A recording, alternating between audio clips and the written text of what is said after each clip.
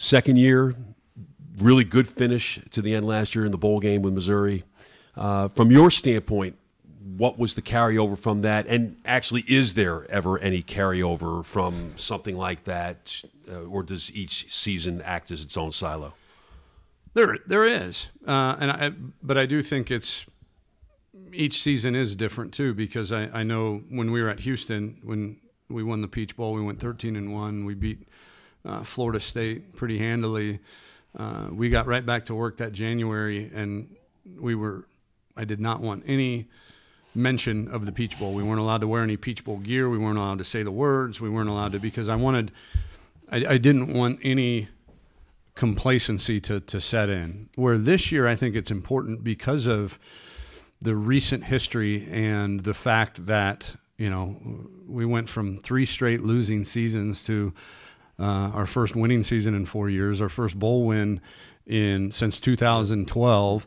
There was a lot of positives that we can take from that, especially that bowl win and how it occurred too, which was, we had something like 8 guys that had started games for us that were either suspended, chose not to play, or were injured. So that's over a third of your starters didn't play.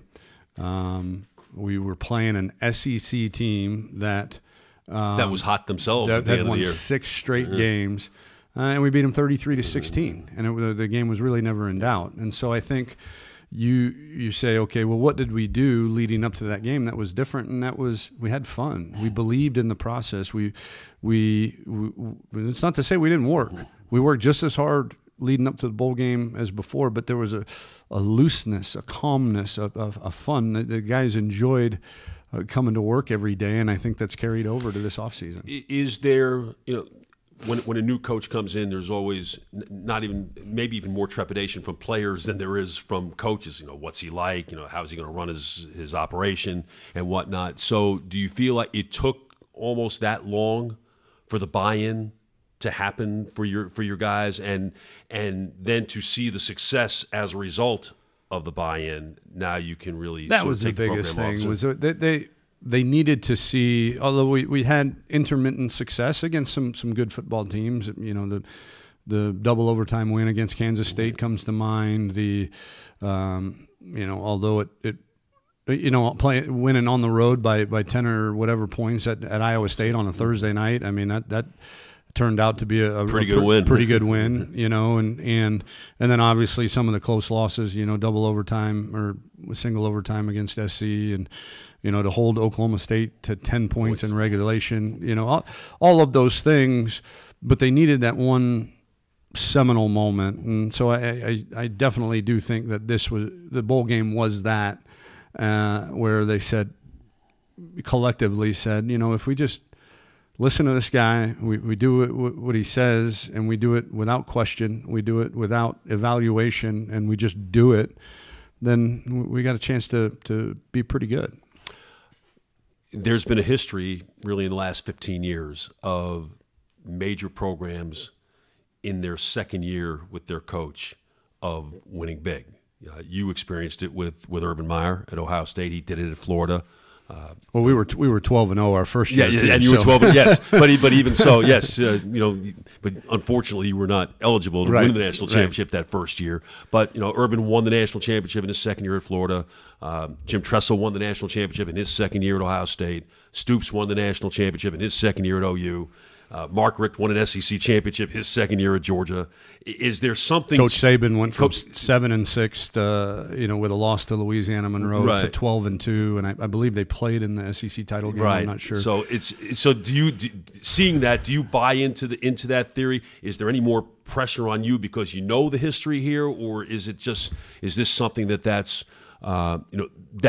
given the nature of the Texas program, the brand of the Texas program, that should be, I hate to say expected, but should it be expected for something like that? No, I mean, I think for every example you just gave, I'm sure there's countless examples of where, there was marginal improvement to maybe even some decline. And so I don't subscribe to that. I mean, each program is different. Each situation being taken over was different. I know, at Ohio State when we took over, prior to the shakeup year, the interim year, they'd gone to the Sugar Bowl the year before, right. And at Georgia, when Kirby took over, he took over a 10-win team, I believe. Right. I didn't even mention him. I was even thinking Rick from 15 years ago. And so, and even Chris Peterson's as good as there is in the country. He took over a 9-win team from Steve Sarkisian, and so I think the situation is certainly different when you're taking over a team that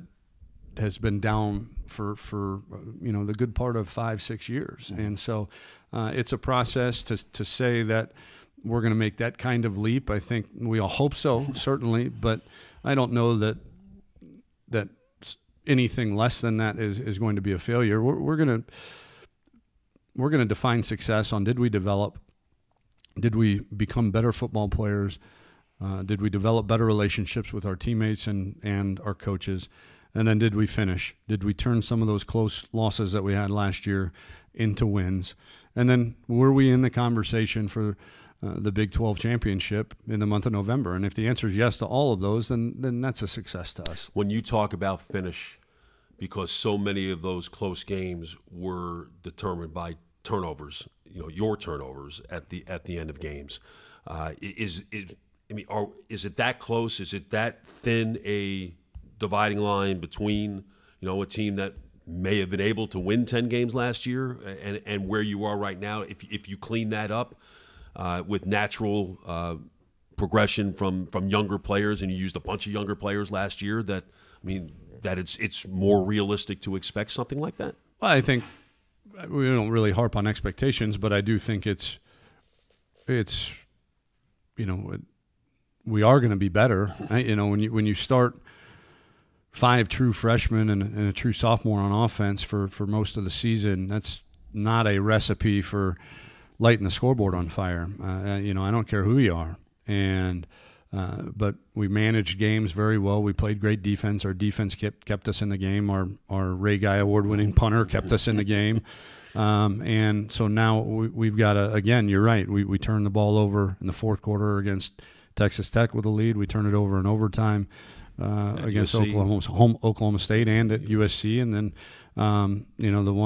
the fourth one where we had the lead in the fourth quarter was actually a defensive, mishap against Oklahoma where we had taken the lead and then we had a blown coverage. But those young players on offense are going to be better.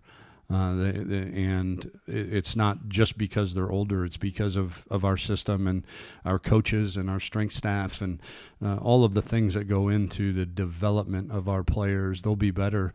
And I would, we don't believe in coulda, woulda, shouldas. We don't believe in balls bouncing in different ways. We believe in you are what you did, and we didn't finish, but we've trained our guys all off season on how to be at our very best when the game is on the line. Biggest improvement this year needs to come in the running game? Oh, without a doubt, yeah. But that's on a lot of people too. That's on.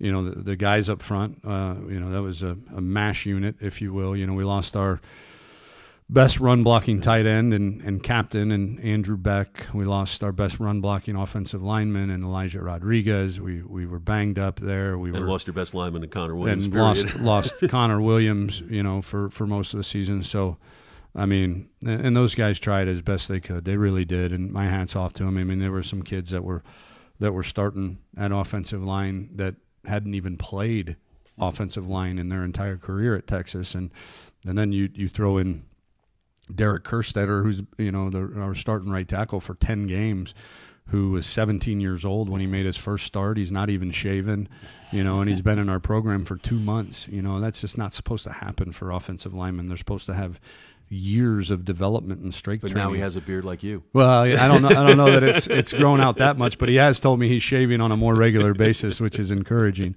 But those guys have developed. I feel really good about our starting 5. We need to develop more depth.